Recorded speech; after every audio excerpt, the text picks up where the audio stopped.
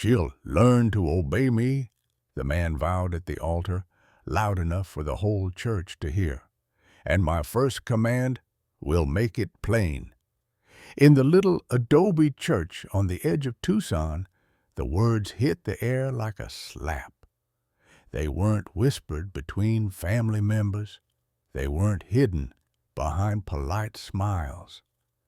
They were spoken like a warning, like a brand pressed into skin while everyone watched. Felicity Brennan stood at the front with her hands locked together so tightly. Her knuckles looked pale against the lace of her borrowed gloves. At 19, she should have been blushing and dreamy, a girl stepping into a new life. Instead, she stood as if she were waiting for a verdict. Her breathing came shallow, careful, as though even the act of drawing air might embarrass her. People had come for the spectacle. They filled the pews and crowded the back doors, men in sun-faded hats and women fanning themselves in the spring warmth, all of them wearing the same hungry curiosity. Tucson was a town that talked.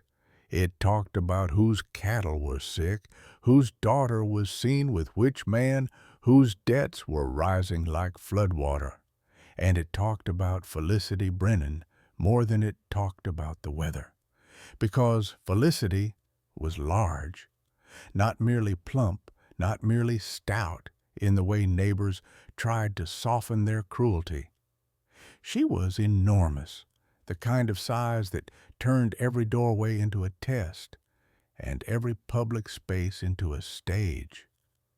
People stared the way they stared at a rare animal, as if astonishment excused bad manners. They whispered the way people whispered in church, as if holiness made their gossip cleaner. Felicity had been heavy since childhood, but the last year had done what grief often does. It had driven her into comfort that never comforted her for long. After her mother died, her father's luck had turned, then purred, soured, then rapid. Cards, dice, promises, drinks. A man could lose a ranch the way some men lost a button, and Martin Brennan had been one of those men.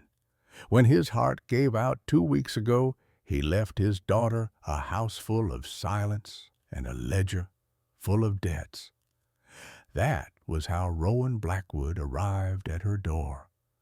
Felicity had seen him only once before today, and that had been enough. He was tall, in a way that felt like a wall. 6'8", broad-shouldered, with a black beard trimmed neat as a banker's, and eyes that didn't dart or soften. Those eyes were the color of dark amber, the kind of color that looked warm until you realized it was the color of sap that trapped things and held them. He had not come with flowers or gentleness. He had come with facts. Your father owed me. You can't pay. I can forgive it, but I want a wife. There were other ways to ruin a person, but this one had a special humiliation to it, a bargain struck over her head, over her future, over her body, as if she were just another asset to be traded. Felicity had tried to fight. She had tried relatives. She had tried work. She had tried every door she could reach, and each one had closed with the same look, pity mixed with disgust, like she had asked for something indecent.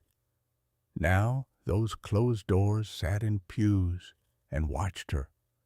The priest droned softly through the ceremony, his voice steady, his hands practiced.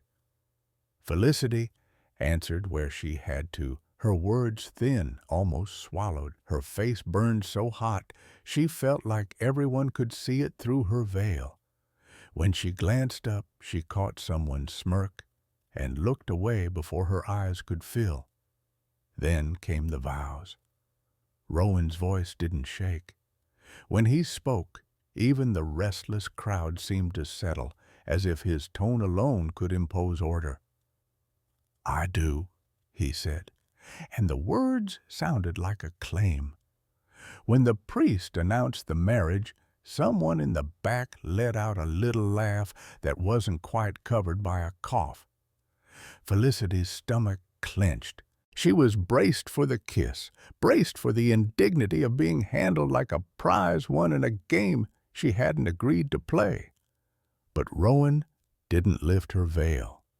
He leaned down and pressed a brief kiss to her forehead instead, formal and controlled, like an oath placed on a Bible. A few people looked disappointed, as if they'd paid for a different kind of show. Outside the church, the spring sun hit them hard. The line of well-wishers formed quickly, more eager than kind. Felicity felt the sweat gathering at her temples and the familiar sting of shame rising in her throat, because she could already hear what they would say. She could already feel the way they would look. Mayor Hutchins waddled forward with the grin too wide for his face. He was a man who always smelled faintly of cigars and self-importance. He didn't offer Felicity his hand at first. He addressed Rowan as if Felicity weren't standing there. "Blackwood," he said, loud enough for the crowd to lean in. "Quite a bargain. 15,000 in debt, traded for one fat wife. I suppose you'll work her like a mule to get your money's worth." The laughter that followed was small, but sharp. It cut deeper than a shout. It always did. Felicity's vision blurred. She tried to keep her chin up, but her throat tightened so fast she could barely swallow. Rowan turned his head, and the air changed. The warmth of spring didn't matter anymore. His face went still, not angry in a loud way, but cold in a way that made men suddenly remember they had families. "Apologize to my wife," he said. The mayor chuckled as if it were a joke. "Now, Blackwood, I was only—" Rowan stepped forward once. It wasn't a threat, the way some men threatened. It was a certainty, the way a mountain becomes a shadow over a valley. "Apologize," Rowan repeated, "or I will explain to this crowd why the territorial funds have been coming up short under your watch." The mayor's smile froze. The crowd's laughter died, as if someone had snuffed a candle. And before Felicity could understand what was happening, Rowan reached into his coat and drew out a folded paper, as calm as a man reaching for a handkerchief. He placed it in Felicity's trembling hands. "This," he said quietly, "my wedding gift." Felicity stared down at the paper, the inked lines, the formal language, the weight of it even before she knew what it was. The crowd leaned closer. The priest blinked like he wasn't sure whether to pray or to watch. Felicity unfolded it, and the first word she recognized made her breath catch so hard it hurt. The deed, her ranch, her home, and for the first time that day, for the first time in weeks, Felicity's shame faltered because something else rose up in its place, something she had nearly forgotten existed: hope. Before we continue, let me ask you, where are you listening from today? Whether you're at home or on the road, I wish you a warm and joyful Christmas. Now, let's get back to the story. The silence after Rowan Blackwood placed the deed in Felicity's hands was thick enough to choke on. No one laughed now, no one whispered. Even the desert wind seemed to pause, as if it, too, was waiting to see what this enormous mountain man would do next. Felicity could barely see the words on the paper through the tears burning her eyes. Her childhood home, the ranch where her mother had taught her to bake bread and her father had once been kind before luck and bitterness hollowed him out. It was hers again, not promised, not implied, written plainly in black ink, in her name alone. Rowan's voice cut through the stillness, calm and unyielding. He spoke to the crowd, but every word felt as if it were built for her. "Let this be understood," he said. "My wife is not property. She is not a debt paid. She is under my protection, and anyone who treats her otherwise will answer to me." People shifted uncomfortably. Mayor Hutchins stared at the ground. A few women exchanged glances that were no longer amused but uncertain, almost uneasy, as if the rules of the world had changed in front of them and they hadn't been warned. Felicity stood there shaking, overwhelmed by something far more frightening than cruelty. Kindness, unexpected kindness, offered publicly where everyone could see. Rowan turned back to her then, lowering his voice so only she could hear. "You don't owe me gratitude," he said. "You don't owe me silence. You don't owe me obedience. You owe yourself honesty. That's all I ask." She nodded because she couldn't trust her voice. He offered his arm, not pulling, not guiding her like a possession, simply offering. When she placed her hand there, the difference mattered more than she could explain. They left the church together under the watchful eyes of Tucson, stepping into the sunlight as husband and wife, though nothing about it felt simple or settled. The wagon waited near the road. Rowan helped her up with practiced ease, his strength undeniable but controlled. He handed her a canteen before climbing up beside her. "It's a long ride," he said. "If you're uncomfortable at any point, tell me. We'll stop." That alone told her more about him than all the rumors she'd ever heard. As the town fell away behind them, Felicity stared out at the desert, her thoughts tumbling. She had expected a prison. She had expected commands and correction, a life measured in obedience and fear. Instead, she had been given a deed and a choice, and she didn't yet know what frightened her more. The road climbed steadily, trading dust and cactus for stone and scrub. Rowan drove without hurry, guiding the horses as if they were old friends. He spoke little, but when he did, it was practical and clear. By midday, they stopped near a stand of mesquite. Rowan jumped down and spread a blanket in the shade, setting out bread, dried meat, and apples. "You should eat," he said simply. "Travel takes more out of you than you realize." Felicity hesitated, old habits rising up. Eating in front of others had always drawn comments, looks, judgment. She waited for him to turn away or pretend not to notice. Instead, Rowan sat across from her and ate his own share without a word, as if nothing about this moment were strange or worth remarking on. The normalcy of it almost broke her. "Why me?" she asked suddenly, the question escaping before she could stop it. Rowan looked up, studying her face. "You want the truth?" "Yes." "Because you survived," he said. "Because you didn't lie or beg or try to charm me when I came to your door. You asked hard questions. You tried to find another way. Most people don't." She frowned. "Most people say you could have had anyone." He gave a brief, humorless smile. "Most people confuse beauty with obedience and softness with worth. I don't."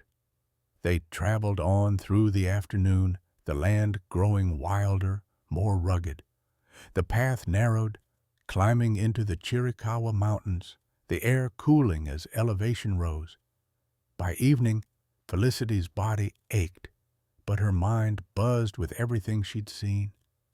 No towns, no fences, just rock, pine, and sky. When they finally crested a ridge, the valley opened below them, and Felicity's breath caught. The compound lay nestled between the slopes like something intentional and protected.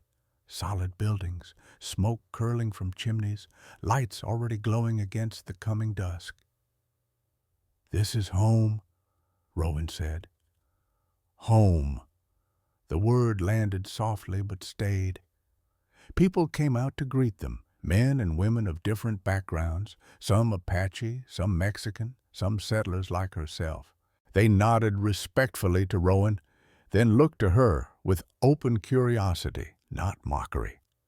A woman stepped forward and smiled warmly. "I'm Maria," she said. "We're glad you're here."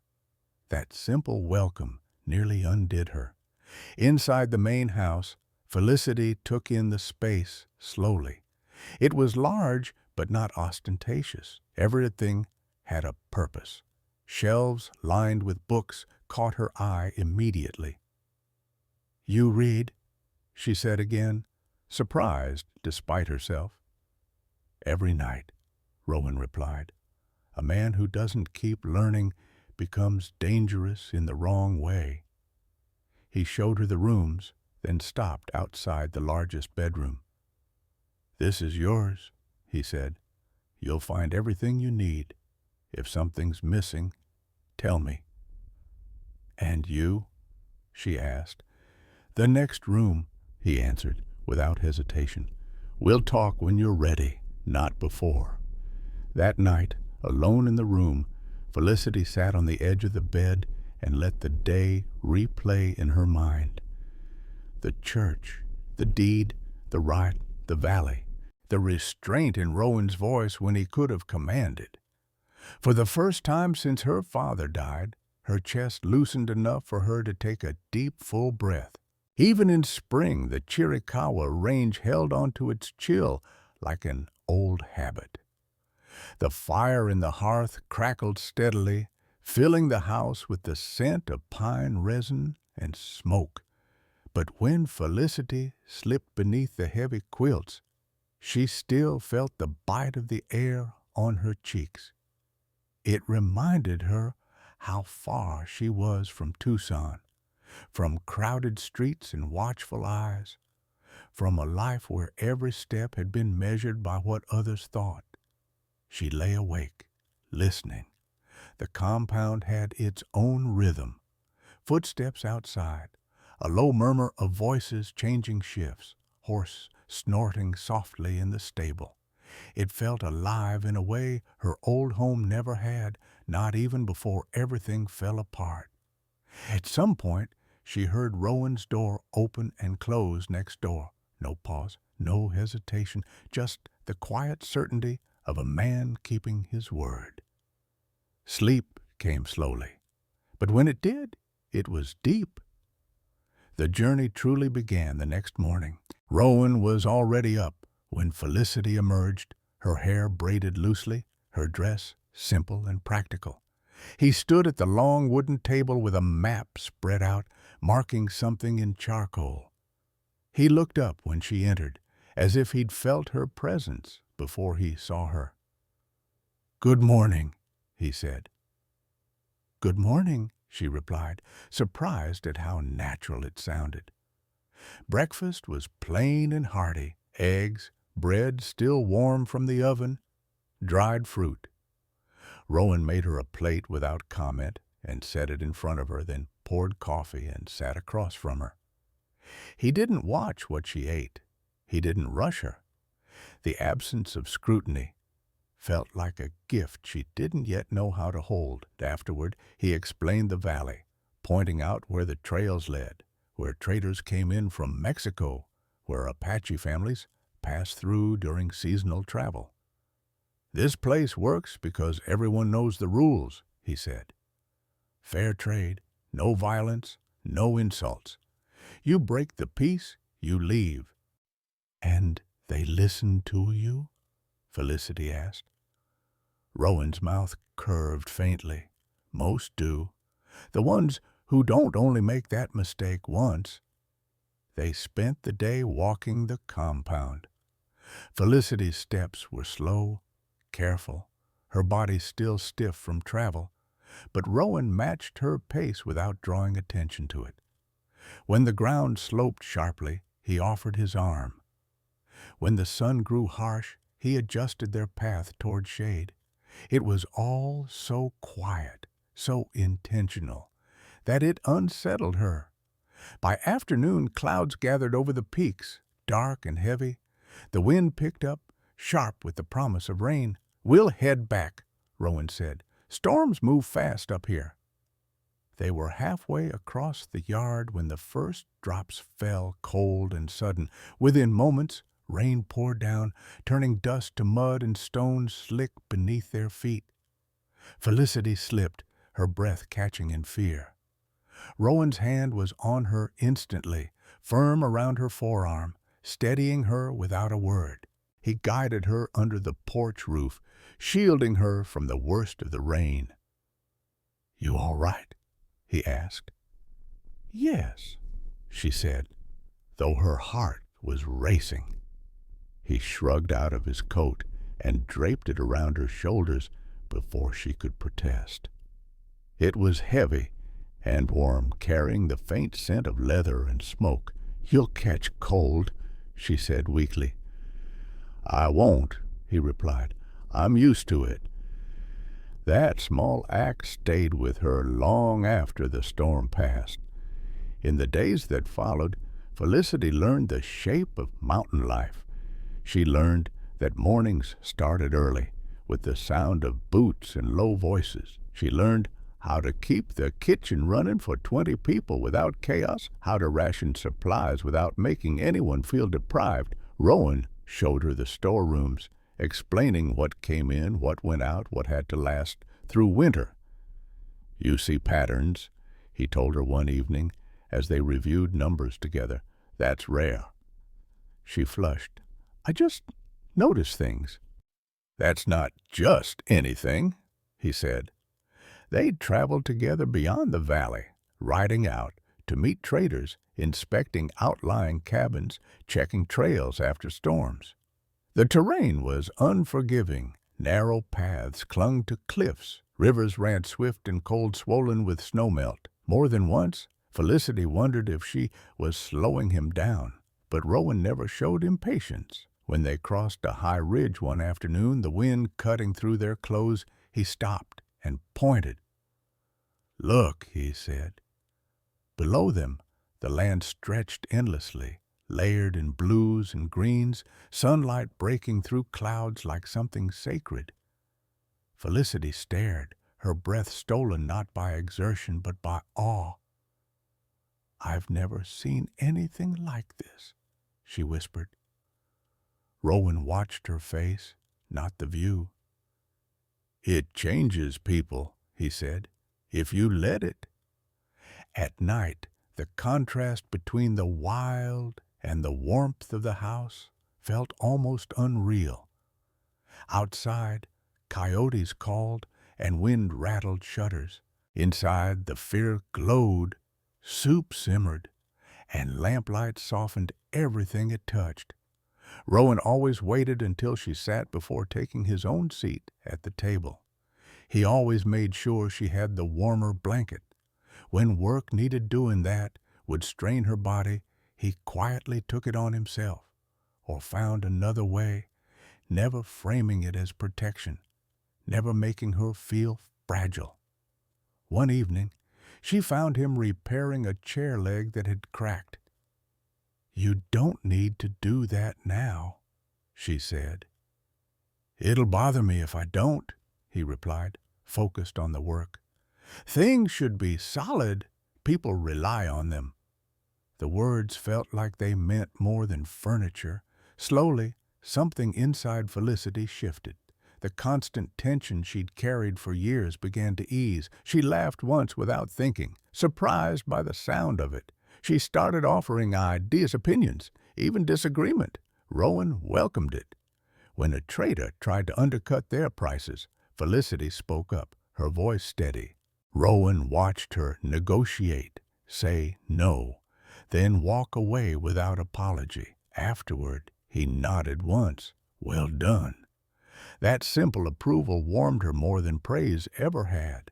At night, alone in her room, Felicity found herself thinking about him, about his restraint, about the way his eyes softened when he listened, about how he never once reminded her why they were married. Fear had brought her here, but fear was no longer what held her. As the weeks passed, she realized something else, quieter but more powerful. She felt safe, not sheltered, not controlled. Safe in the way a person feels when they know they will not be humiliated for existing, punished for speaking, or abandoned for being inconvenient. And that safety began to feel dangerously like affection. She didn't yet know what to do with that feeling. She only knew that each night, when she heard Rowan's door close next door, a strange mix of comfort and longing settled in her chest. The journey was no longer just across mountains and valleys. It was inward, toward a part of herself she had never been allowed to explore. Life inside the cabin unfolded quietly, almost imperceptibly, the way seasons change when you stop counting the days. The house had a heartbeat of its own. Morning light crept through the windows, pale and cool, touching the wooden floors before it ever reached the walls. The fire was always the first sound Felicity heard when she woke, the low crackle reminding her that someone had already been up, already thinking ahead. Rowan rose before dawn without fail, checking the perimeter, speaking briefly with the night guards, making sure the valley had passed another night in peace. By the time Felicity came downstairs, the kettle was usually warming, not boiling, not rushed, just ready. She began to take ownership of the space in ways she hadn't expected. At first, she moved cautiously, half afraid she would overstep some invisible boundary. But no one corrected her. No one questioned her choices. When she rearranged the kitchen shelves so heavier items were within easier reach, Rowan noticed and said nothing except, "That makes sense." The words settled into her like something steady. She learned the rhythm of meals for a large household, how to plan ahead so no one went hungry and nothing went to waste. She learned which workers preferred silence in the morning and which liked to talk while they ate.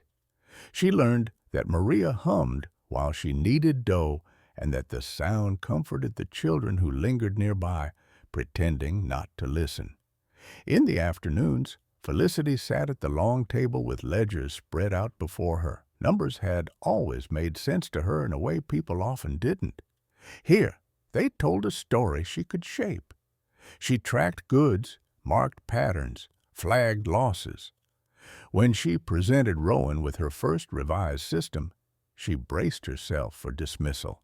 He studied it carefully, his brow furrowed, his finger tracing her neat columns. "This will save us time," he said at last, "and money." Relief washed through her so strongly she had to grip the table. "Good work," he added, looking up at her, not as a superior, as a partner. Those words carried weight. Evenings were the gentlest part of the day. As the light faded and the valley quieted, the house grew warm with lamplight and the smell of supper. Rowan always waited for her before sitting. It wasn't announced. It wasn't explained. It was simply the way things were. They talked over meals, sometimes about business, sometimes about nothing at all. He told her stories of winters spent alone in the mountains, of close calls with storms and men who thought strength came from cruelty. She spoke of her mother, of baking and reading by candlelight, of learning early that kindness could exist even in narrow places. When the fire burned low, Rowan would add another log, his movements unhurried. Felicity noticed how careful he was with space, how he never crowded her, never loomed, never used his size to claim a room. It was a restraint that spoke louder than force ever could. One evening, she found him in the yard teaching one of the younger boys how to split wood properly. He corrected the child's stance with patience, guiding small hands away from danger, explaining why control mattered more than strength. "Anyone can swing hard," Rowan said. "Not everyone can swing right." Felicity watched from the porch, something tightening gently in her chest. Later, inside she struggled with a stubborn hinge on a cupboard. Rowan appeared beside her without comment, tools already in hand. "I could have done it," she said, embarrassed. "I know," he replied, fixing the hinge anyway. "But you don't have to do everything alone here." The words stayed with her long after he walked away. At night the house settled into deep quiet. Wind brushed the walls. Somewhere in the distance, an owl called. Felicity lay awake more often than she cared to admit, staring at the ceiling, aware of Rowan's presence just beyond the wall. Not pressing, not demanding, simply there. The safety of it was intoxicating. As weeks turned into months, Felicity began to change in ways she could feel, but not fully explain. Her posture straightened, her voice grew steadier, she laughed more easily, she spoke without apologizing first. When a traitor tried to dismiss her suggestion with a smirk, she met his eyes and corrected him calmly, laying out the numbers with precision. Rowan said nothing during the exchange. Afterward, as they walked back to the house, he nodded once. "You handled that well?" She glowed at the approval, even as she wondered why it mattered so much. Not everything was gentle. Mountain life demanded effort. Some mornings, Felicity's body ached fiercely. The terrain was unforgiving. The work was real. But even then, she found herself pushing not out of obligation, but out of a growing sense of belonging. This place needed her. One night, as autumn crept closer and the air sharpened, a storm rolled in hard and fast. Rain lashed the windows, thunder shaking the beams. Felicity startled awake, heart racing, memories of loss pressing in. Before she could stop herself, she wrapped a shawl around her shoulders and stepped into the hall. Rowan's door was already open. He stood there, fully awake, as if he had sensed her fear before she reached him. "It's just a storm," he said gently. "I know," she whispered. "I just needed to hear that." He hesitated only a moment, then nodded toward the sitting room. "Come sit by the fire." They sat in companionable silence, the flames casting shadows across the walls. Rowan handed her a mug of tea without asking. She wrapped her hands around it, grounding herself in the warmth. "You don't have to be afraid here," he said quietly. "Not of the night, not of me." "I'm not," she replied, surprised to realize it was true. Their eyes met, something unspoken passing between them. Not urgency, not hunger.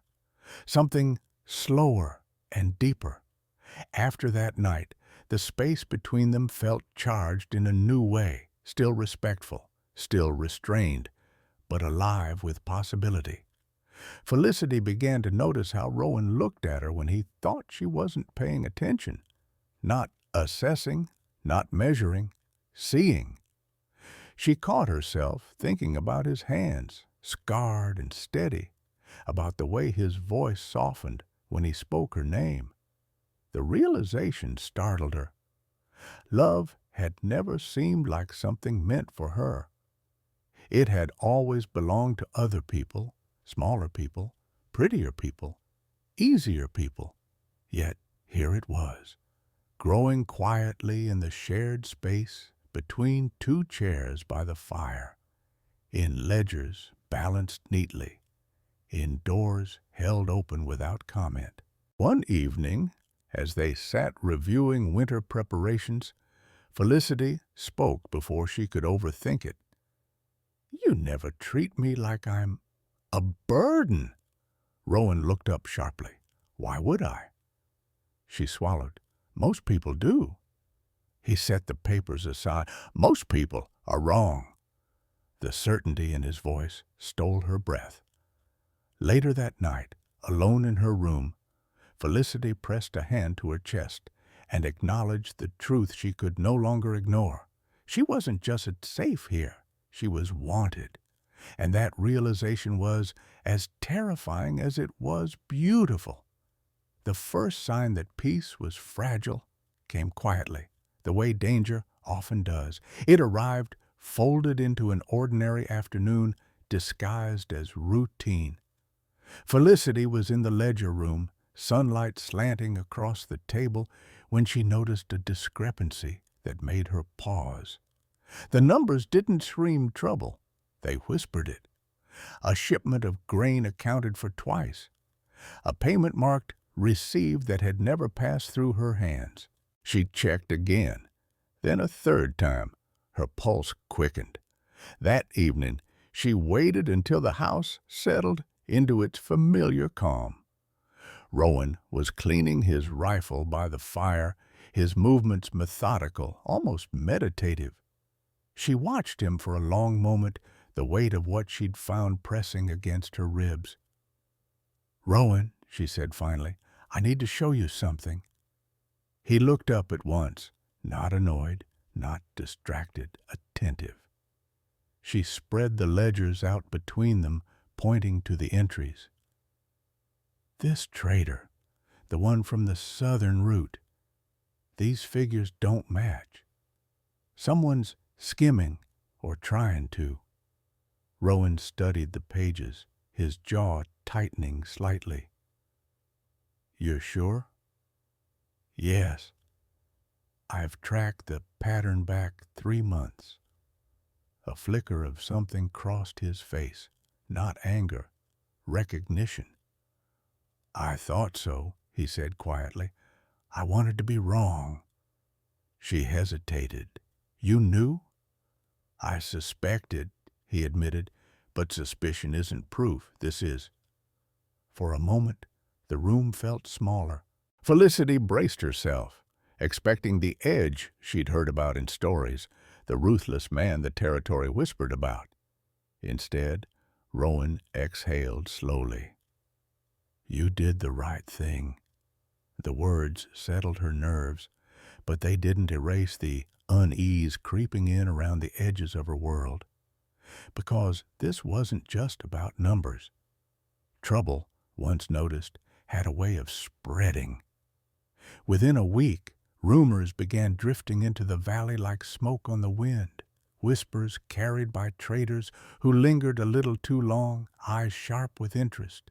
Talk of land disputes, of claims that weren't settled, of men in Tucson who had begun asking questions about Blackwood's operation, about deeds and transfers and legality. And then there was the letter. It arrived with a trader who wouldn't meet Felicity's eyes. The envelope was creased, the seal already broken, as if it had been read more than once before reaching her hands. She recognized the handwriting instantly. Desmond Brennan, her uncle. Her fingers went numb as she read. The letter was polite, in the way only cruel men could manage. It expressed concern for her well-being. It questioned the legitimacy of her marriage. It mentioned, casually, that the Brennan ranch had never gone through proper probate, and that, as Martin Brennan's closest male heir, Desmond had legal standing to contest any transfer of property. At the end, in darker ink, came the true message. "You belong with family. I'll be coming to collect what's rightfully mine." Felicity folded the letter carefully, her breath shallow. Old fear stirred, sharp and familiar.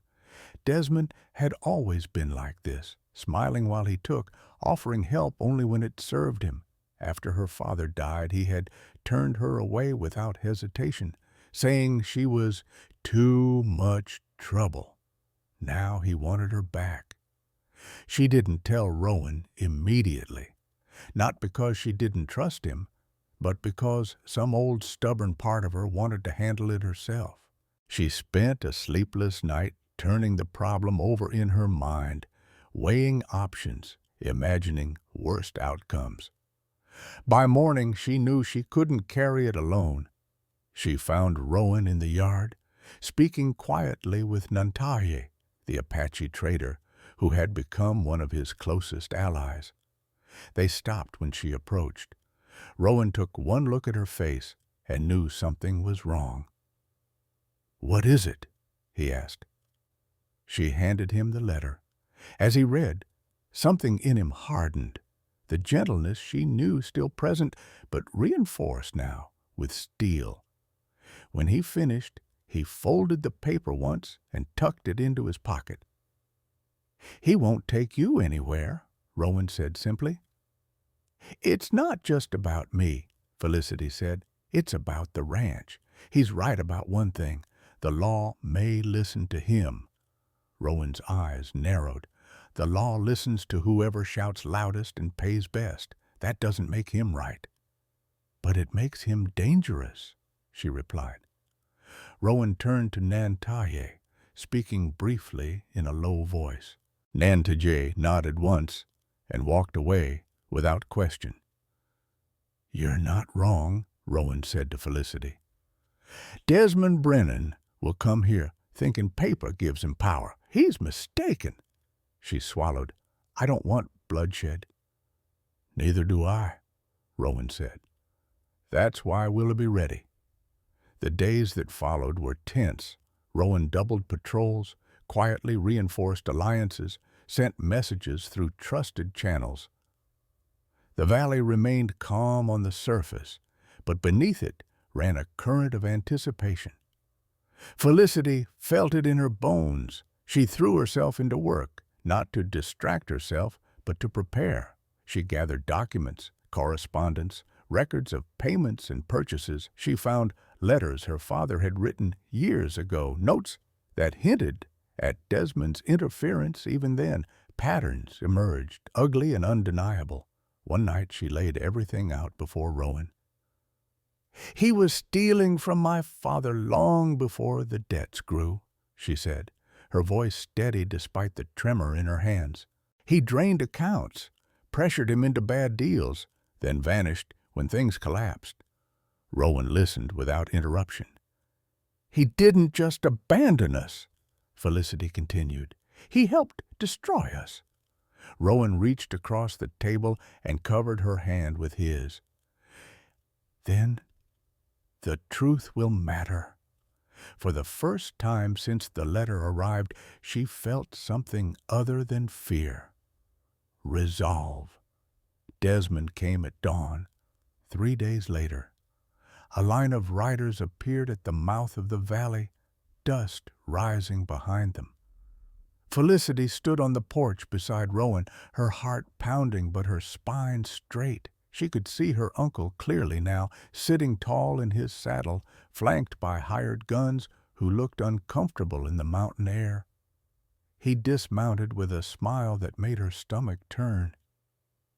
"Felicity," he called, spreading his hands. "There you are. I was worried you'd been influenced." Rowan stepped forward. "State your business." Desmond's smile widened. "Legal business. I am here to escort my niece back to Tucson.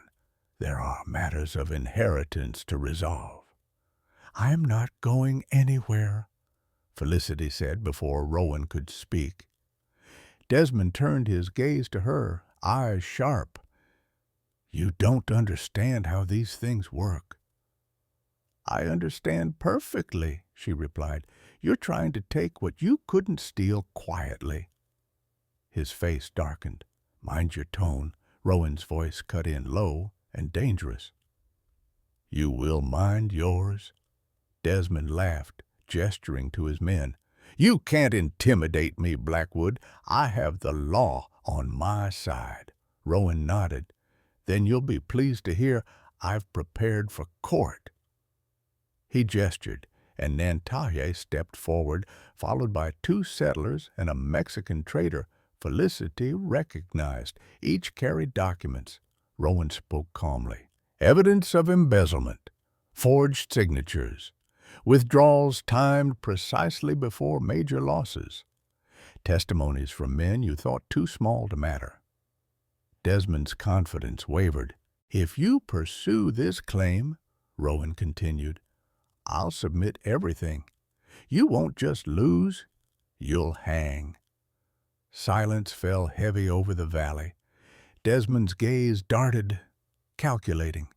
He had expected fear. He had expected isolation. He had not expected an entire community standing behind one woman. This isn't over, he snarled. It is, Felicity said, stepping forward. Her voice didn't shake. You don't get to decide my life anymore.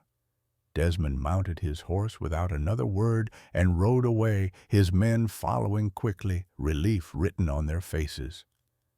When they were gone, Felicity's legs finally gave out. Rowan caught her before she could fall, holding her tightly against him. You were extraordinary, he said into her hair. She clutched his coat, breath ragged. I was terrified. And you stood anyway, he replied. That's courage. That night, as the valley settled back into uneasy calm, Felicity realized something profound had shifted. She was no longer merely protected. She was powerful, and the world beyond the mountains had just learned it. The valley did not return to peace right away. For days after Desmond Brennan rode out, the air stayed taut, like a wire drawn too tight to relax all at once. Men kept rifles within reach. Riders came and went with messages carried quietly from camp to camp. Everyone knew that when a man like Desmond retreated without bloodshed, it wasn't mercy, it was calculation. Felicity felt it in the way her sleep stayed light, in the way she listened for hoofbeats even when the night was still. Rowan did not pretend otherwise. He won't risk the courts, he said one evening as they sat by the fire. Not with what we have, but men like him don't always need the law. What will he do? Felicity asked. Rowan looked at the flames. He'll try to provoke fear. If he can't take you, he'll try to shake what you've built here. The answer settled heavy in her chest, but it did not hollow her the way fear once had. Something had changed since that morning in the yard, since she had stood in front of her uncle and refused to bend. Whatever came next, she would meet it standing. It came 3 nights later. The dogs began barking just before dawn, sharp and insistent. Felicity was awake instantly, heart pounding. She heard boots on the floorboards, Rowan had already moving. He opened her door without hesitation. Stay here, he said quietly. Not an order, a plea. I won't hide, she replied, rising anyway. Rowan studied her for a heartbeat, then nodded. Then stay close. They stepped onto the porch together.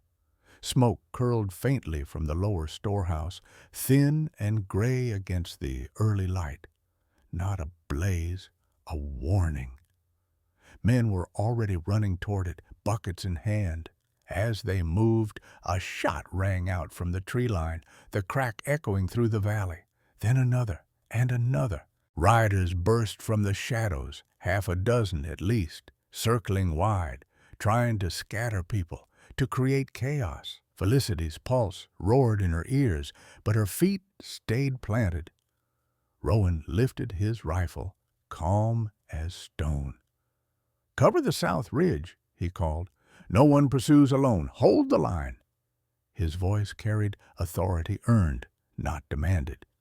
People moved instantly, not out of fear of him, but trust in him. Felicity watched it all with terrifying clarity.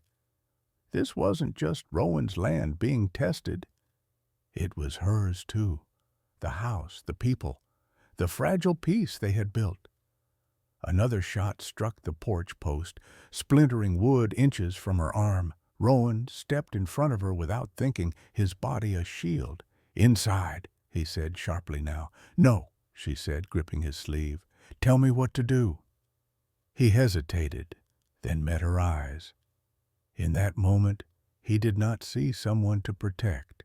He saw a partner. "Go to the office," he said. "Bring the papers, all of them. If this turns into a standoff, the truth matters as much as the guns." She nodded and ran. Inside, the house felt eerily quiet, the sounds of shouting and gunfire muted by thick walls. Felicity gathered the documents she had prepared, her hands steady despite the fear screaming in her veins. She remembered Rowan's words from months before. Things should be solid. People rely on them. She returned to the porch just as Rowan's men forced the attackers back toward the trees. One rider went down, disarmed and pinned. Another fled outright. Then Desmond Brennan emerged. He rode forward slowly, hands raised just enough to suggest restraint without meaning it.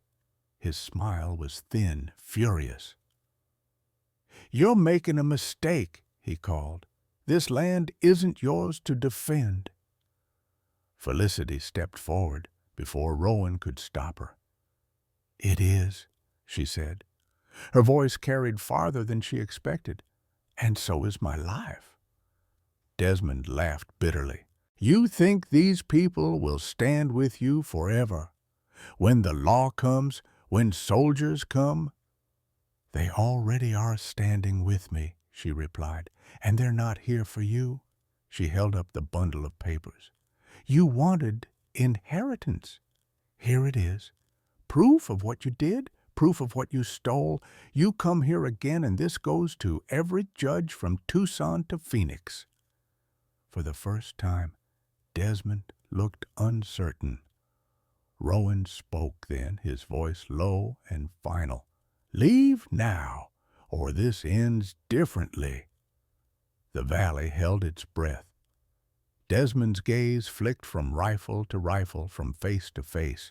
He saw what Felicity saw, not a frightened settlement, but a unified one, not a woman he could bully, but one who would not yield. He spat into the dust. "This isn't finished." "It is," Felicity said. "You're finished." Desmond turned his horse and rode hard, his remaining men scrambling after him. The sound of hooves faded into the trees, leaving behind only smoke, broken wood, and the pounding of hearts slowly settling back into rhythm. When it was over, Felicity's legs finally trembled. Rowan reached for her, but she stopped him gently, standing on her own. "I'm all right," she said, surprised to find it was true. Rowan looked at her then as if seeing her anew. Not the frightened girl from Tucson, not the woman who had arrived burdened with shame and debt, but someone forged. "You didn't just stand beside me," he said quietly. "You stood with me." She met his gaze. "This is my home." He nodded once. "Then no one will ever take it from you." As the sun rose fully over the valley, illuminating the people repairing damage, checking on one another, Felicity felt something settle deep in her chest. The fear that had once defined her was gone. What remained was strength, tested and proven. The night after the confrontation was unnaturally quiet. No gunfire, no raised voices, only the steady murmur of people repairing what had been damaged and the familiar sounds of the valley settling back into itself. Lanterns glowed softly across the compound, each light a small declaration that life here continued. Felicity sat on the porch steps long after dusk, wrapped in a shawl, watching the fireflies drift low over the grass. Her body was exhausted, her nerves still humming from the morning's violence, but her mind felt clear in a way it never had before. Rowan joined her without a word, lowering himself onto the step beside her. He didn't crowd her. He didn't touch her right away. He simply sat, present and solid, as if that alone might help her breathe easier. "You should rest," he said eventually. "I will," she replied, "in a moment." They watched the valley together. Somewhere, Maria laughed softly. A child's voice answered her. The sound carried easily in the cool air. "They'll talk about this," Felicity said after a while. "Tucson, other towns, people like my uncle don't fade quietly." Rowan nodded. "Let them talk." "You're not worried?" she asked. "I'm always cautious," he said, "but I'm not afraid." She turned to look at him. "Because of the guns?" "Because of the people," he replied, "and because of you." The words settled between them, heavy with meaning. Felicity swallowed, emotion pressing hard against her ribs. "I didn't know I could do that," she admitted. "Stand up to him. Speak like that." Rowan studied her profile, the firelight softening her features. "You always could," he said. "You just weren't given space to learn it." She thought of the church in Tucson, of bowed heads and whispered insults, of how small she had felt standing in front of a crowd that believed her life was something to be bartered. That girl felt very far away now.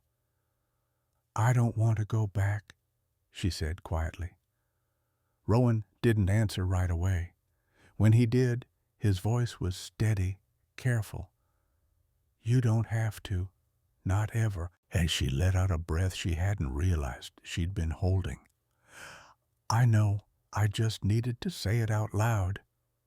He nodded, understanding more than her words alone conveyed.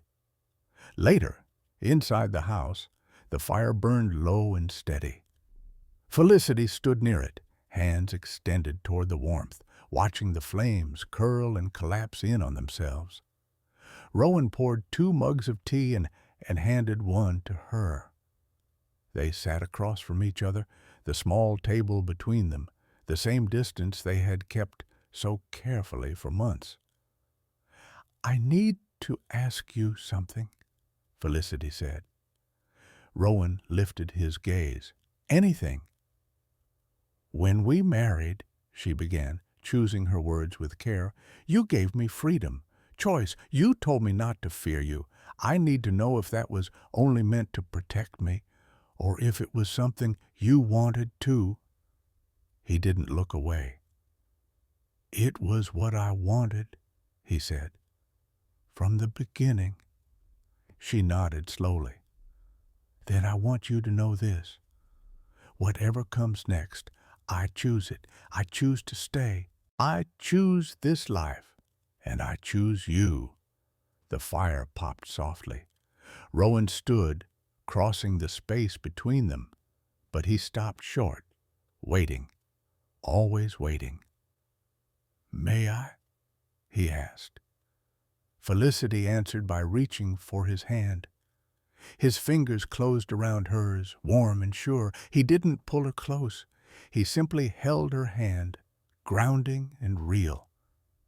"You don't owe me that choice," he said. "I know," she replied. "That's why it matters." They stood there, hand in hand, listening to the quiet strength of the house around them. Outside, the valley slept under a sky full of stars, unaware that anything had ever threatened its peace. When Rowan finally spoke again, his voice was low and intimate. "This place," he said, "it's yours as much as mine. Not because of a deed, because you helped build it, because you stood for it." Felicity felt tears sting her eyes, but she smiled through them. "Then it's home." He squeezed her hand once, a simple gesture that carried a promise. "Yes," he said, "if you'll have it." They didn't rush anything that night. They sat together by the fire until it burned down to embers, talking quietly about winter plans, about expanding the school Maria had begun, about paths that might be cleared come spring, ordinary things, future things. When they finally parted for the night, Felicity paused at her door and looked back at Rowan. "Thank you," she said. "For what?" he asked. "For seeing me," she replied. He held her gaze. "I always have." She slept deeply, wrapped in warmth and certainty, dreaming not of fear or escape, but of mornings yet to come. The world beyond the mountains still existed, laws, rumors, men like Desmond Brennan. None of that vanished overnight. But inside the valley, inside the walls of a home built on respect rather than control, something rare had taken root, a life chosen freely. Every story we carry has a place where it turns. Not with thunder, not with shouting, but with a quiet decision made when no one is forcing our hand. Felicity Brennan's life did not change the day she stood at the altar, nor the day men came with guns to take what they believed was theirs. It changed the moment she realized she was allowed to choose, to stay, to speak, to love, without shrinking herself to fit someone else's comfort. Somewhere in the Chiricahua Mountains, a cabin glows softly at night. A fire burns steady.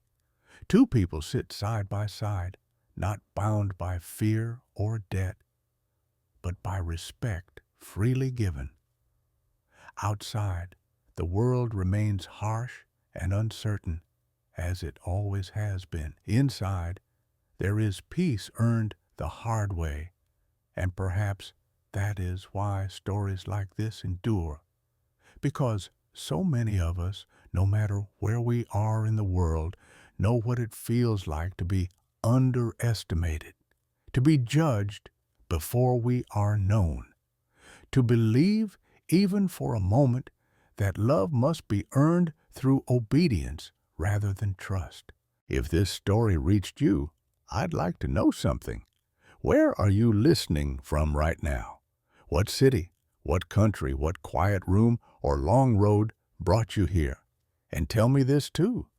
Do you still believe that love built on respect can change a life? If you do, don't go far. Another story is waiting.